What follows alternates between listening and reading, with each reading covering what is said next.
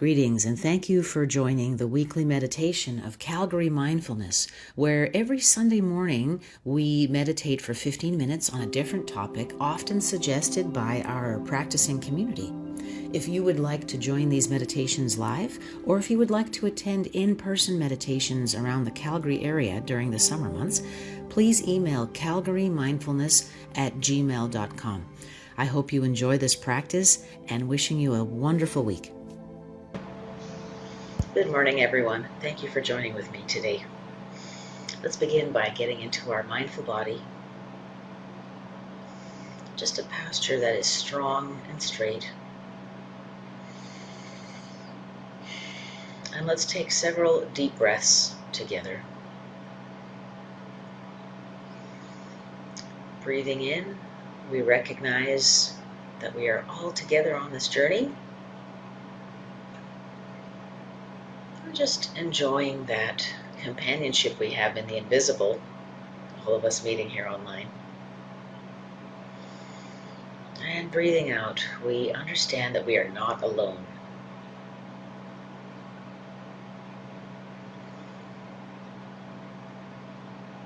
Breathing in, enjoying the companionship and fellowship we create here in this meditation.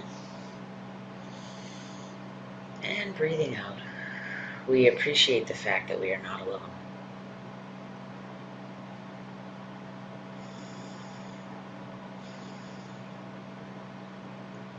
Today we're going to cycle through thinking that is self-sabotaging. So self-sabotage can appear in our thinking and in many ways and often be quite undetected by us. I'll just read through a list here as you continue to breathe and just settle into the body, comparing ourselves to others, trying to control what we can't, overthinking and ruminating, constantly living in the past, isolating ourselves and not asking for help, and having unrealistic expectations. That just sounds like a regular day in the life of a human, right? So many of our patterns of thinking do not help us achieve highest and best. They do not develop our emotional and spiritual resilience and trust. And they may interfere with healthy, loving relationships where we really appreciate what's happening in the moment. And keeping this in mind, we call to mind any thoughts that we may be having. Just notice where they fit into these categories of self-sabotage. Let's begin with a mindful scan of what we're listening to, listening for the sounds in our practice room, the sounds outside, and the sounds within our own bodies.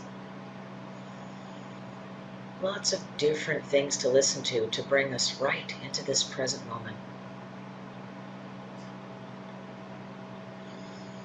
When we're struggling to focus, we can also talk it out because the brain will follow the mouth. I am listening to my breath. Apparently, this is the left hemisphere of the brain getting the amygdala back online if we're stuck in fear, anxiety, ruminating. If we talk out our sensations to ourselves, this can be very beneficial for self-calming and regulating in a stressful moment. I am breathing in deeply, and I am exhaling.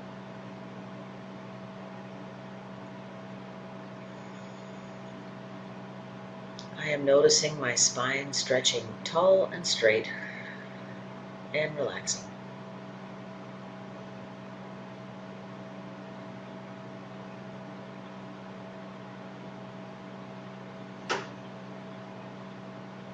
I am feeling my feet and my sit bones making contact with the floor.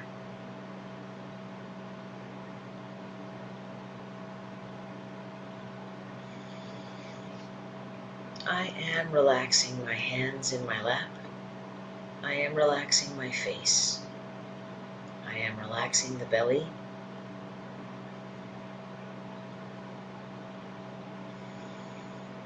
I am sending my awareness up through my body. I am scanning my body, beginning with my feet. Sending my awareness up through my knees, up to the hips. Stopping for a couple extra breaths on any sore spots. I'm giving my energy and my breath to this sore place in my body, my hip, my belly. I am giving my loving energy and attention to myself, and it feels great.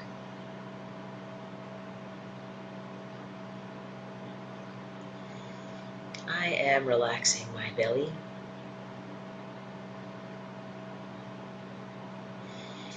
I am straightening my spine and relaxing my shoulders. I am relaxing my face. That's an example of talking us through our sensations, and I hope you noticed how relaxing that is, listening to the sounds of our voices, but also allowing the left hemisphere of the brain to get the fear part of the brain back online. Let's begin scanning our thoughts as we continue to inhale and exhale. Reminding ourselves, breathing in, I ease my body and mind. Breathing out, I am safe, I am home, I am arrived. Let's look for areas where we compare ourselves to others.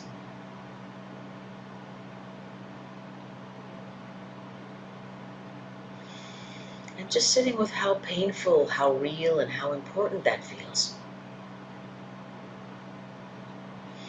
Maybe we don't have enough of something. We don't look a certain way.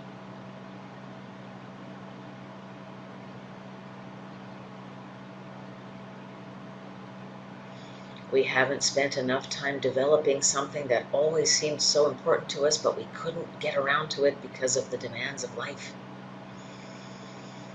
Where do we compare ourselves to others?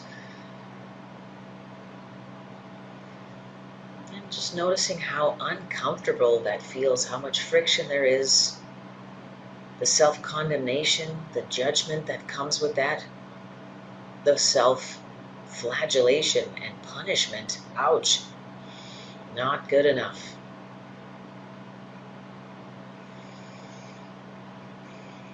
And releasing, inhaling, I ease my body and my mind. Exhaling, I am safe, I am home, I am arrived.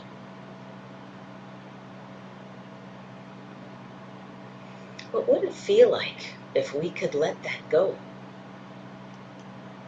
And just accept our choices, decisions, bodies, lifestyle, finances. Accept ourselves as we are. What are we afraid of?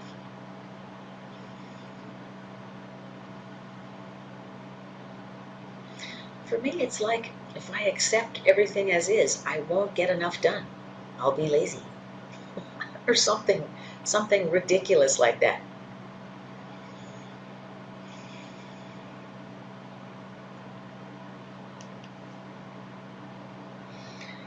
Noting any important thoughts that come to mind that can be productive for further journaling. If you have time, that is also a wonderful way to get unconscious self-attack out of the brain, is to write it down. It really frees it from the inside. Moving on to the second item on this list. Let's call to mind any situations, circumstances, people where we are trying to control what we can't.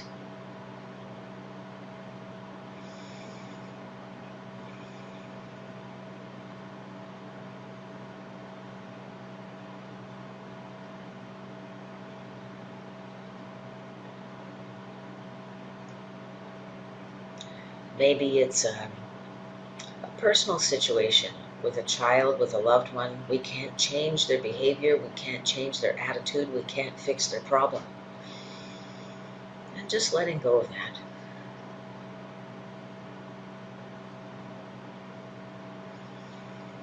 Easier said than done. What would it feel like if we could let go of the need to control?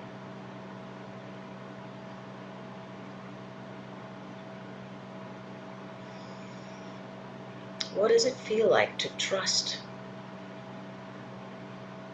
that we and others can get through this situation without our controlling the outcome to our liking? That is very scary. Wow, that is definite fear of unsafety, fear of not belonging, fear of survival. All of those really primal fears come to mind in letting go of what we can't control. It's so easy to say and very hard to do if it's a loved one on the line, like a child.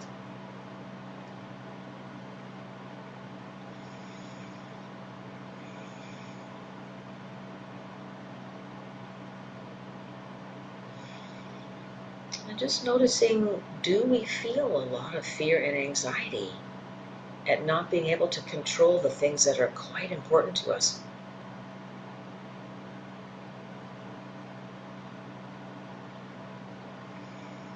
How much do we trust? How much do we fear? How much do we feel that we have to manipulate and control, or our survival is at risk?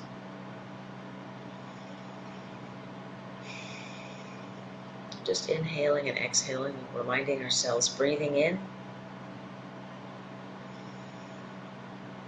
I ease my body and my mind. Breathing out, I am safe. I am already home. So the breath and our cycle here is our lifeline to resilience as we contemplate these difficult thoughts and feelings. We learn to sit with the painful thoughts and emotions simply by breathing through them.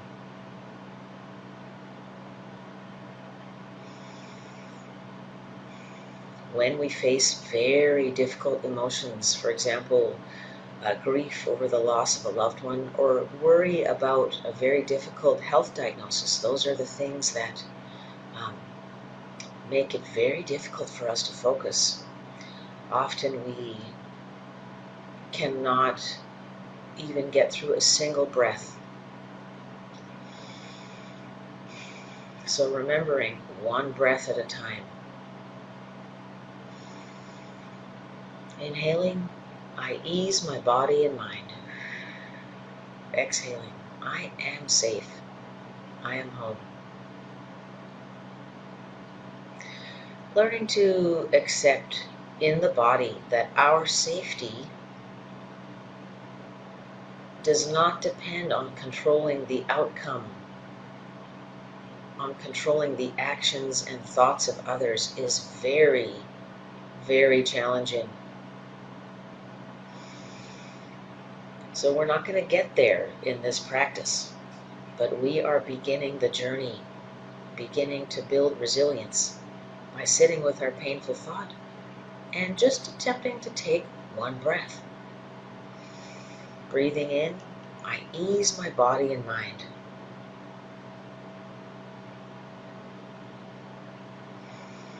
Breathing out, I am safe. I am home.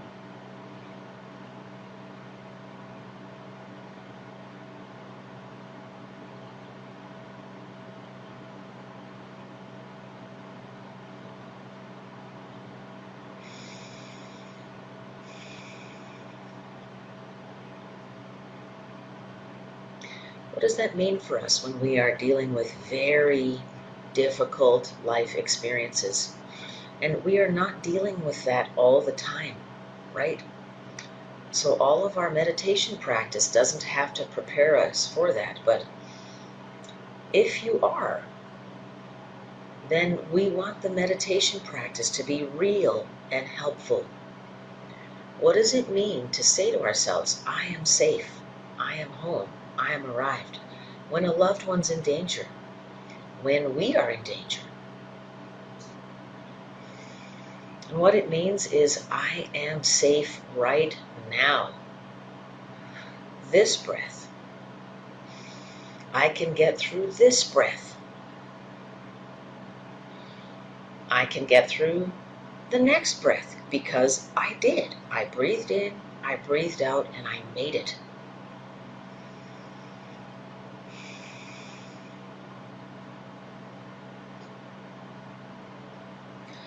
I was hoping to get through all 6 of these categories, but I think we will continue this for next week since our time is up. The other 4 categories are overthinking and ruminating, and definitely that is what we do in trying to control what we can't.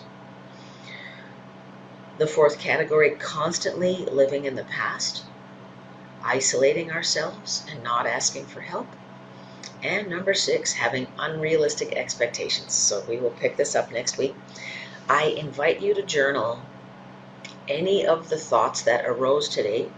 And as always, I invite you to contact me with your questions and comments because they guide our practice.